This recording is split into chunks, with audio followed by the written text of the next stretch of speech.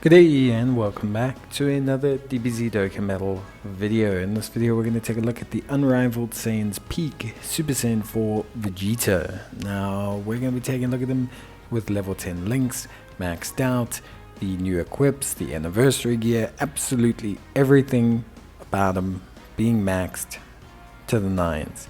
So he is a Vegeta's family lead of 180%, super strength lead of 130%, massively raises his attack and raises defense for 1 turn on his 12 key, massively raises attack and defense for 1 turn on his 18 key, whilst causing mega colossal damage to the enemy and greatly lowering their defense. He has attack and defense of 140%, he has an additional attack of 10% and defense of 20% at the start of each turn, attack up to 30% and defense up to 60%. He has an additional key plus 2 per rainbow or strength key sphere obtained and an additional key plus 1 per type key sphere obtained that excludes strength. He has a medium chance of nullifying the enemy's super attack and countering with tremendous power, and he disables the attacked enemy's action once within the turn when facing 2 or more enemies, when activating the active skill or when performing a super attack when key is 24, which is pretty important. Now the big thing with Vegeta is his active skill allows him to massively raise attack temporarily, cause ultimate damage to the enemy, and this can be activated from the 4th turn from the start of battle. It's pretty unconditional. Like the SS4s, I think one thing that's really good with them is they are incredibly simple units in general. They basically get orb, hit strong, monkey man. So very simple units. I don't think there's a lot of complexity to them. Are they strong enough now to hold their own in content? I think yes, but mainly as second slot units. But we'll talk about that a little bit more. In terms of his equipment, we're using the special 8th anniversary equips, which give him a ton of extra defense and extra crit and extra additional. In terms of build, if you're going to really maximize them from a defensive standpoint, you're probably going to want to go for additionals. Additionals would basically mean that Vegeta can double his defense and then add a little bit more onto it, whereas with crit, you're kind of maximizing that offensive capabilities. Now Vegeta's defense is pretty decent starting out, 212, 230-ish, depending on if you have his Saiyan Raw link activated. But for me, I think it's a decent starting point. Remember, it does increase slowly as well over the next 3 turns. So we max out at around a 270k defense, which honestly isn't bad considering how his defense works. So he's got 270k, but he's going to massively raise attack and defense. So he's going to add on like another 200k with his super, with his 18 key. And then he's going to raise defense on a 12 key. So if you get a 18 key with this guy, you're looking at close to 500k defense, which is pretty good. Plus you can throw in the 30% kind of nullification countering capability, and he's actually not bad defensively. He's pretty strong. The big thing that's his issue compared to Goku, so the Goku that exists, the SS4 Goku, the reason why he is foreseen to be better than Vegeta is because he himself applies a massively raising defense on both his 18 and 12 key, and this is quite important because it changes Goku's defensive potential quite dramatically. Vegeta's cap defensively is around that 550k mark with an additional, whereas Goku's cap defensively is far higher. We're looking at 650, 700, and this is a big issue for Vegeta.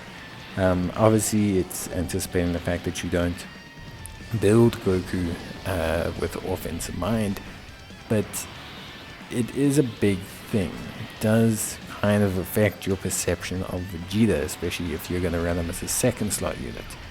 Now link wise he's pretty strong. Obviously with the SS4 units, the big premise is they are Super Saiyan 4 units. So you need to kind of prioritize giving them Saiyan Raw, giving them Super Saiyan, giving them their priority links as giant air power SS4 kind of, sitting units. So it's not so easy as just saying, well, we're just going to, kind of drop him into a lineup.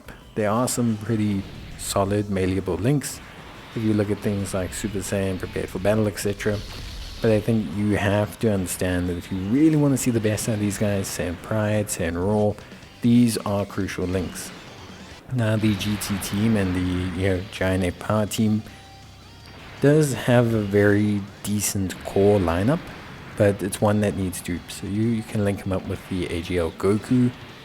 He's a pretty good linking partner with them 6 links. You can link him up with the physical SS4s.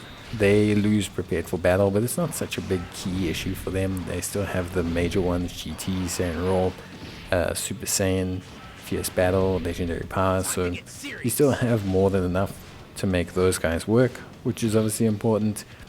And then you also have obviously the GT, Goku, and SS4 Vegeta. So basically, essentially, you have like, a pretty simple situation when it comes to who he can link up with. There's some good units, but realistically it is somewhat limited. I mean, the GT SS4 duo, the Goku GT SS4 duo is basically pretty straightforward. It's they're missing Saiyan Raw, but they got like kind of the rest, so it's interesting. He's got some interesting options. I think when you see a unit that has 10 mil attack stats, 550k defense after super, and has a 30% nullification chance on supers, you should in theory be thinking, wow, that's a pretty good unit. But nowadays, you kind of don't. I think nowadays you're kind of stuck in this position of like, well, it's not that great. And I think, that's just a sign of the meta. I think he's still a very usable unit. I do think he's second slot unit, which is a bit of a shame because the whole point of him comparative to Goku was that he had higher start of turn defense, but turns out the way they build them just means that he can't really function that way. But ultimately at the end of the day, I still think he's a lot of fun. I think he's great, and I do think he still has a place. I think he's a solid second slot unit. I think when SS4s and GT gets a few more buffs, then we can look at some more options. And I think ultimately at the end of the day, a lot of it just depends on how desperate you are to run him optimally, or to run him a little bit suboptimally. Could be a very decent floater as well. Still a solid unit. AoE events are going to give him a hard time, and that's kind of unavoidable. But outside of those, he's still really good in a lot of red zones. The nullification comes in clutch.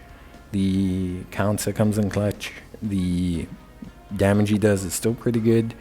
The active skill is still really solid, and his whole kit is still pretty decent. He's also very easy to use, very easy key management, and doesn't take a long time to build up. So very, very solid unit ultimately at the end of the day. I think he's quite a lot of fun, and I'm still pretty impressed with him. So that's it from me. Let me know what you guys think, and I'll see you in the next one. Till then, take care and stay safe, and as always, see you guys next time.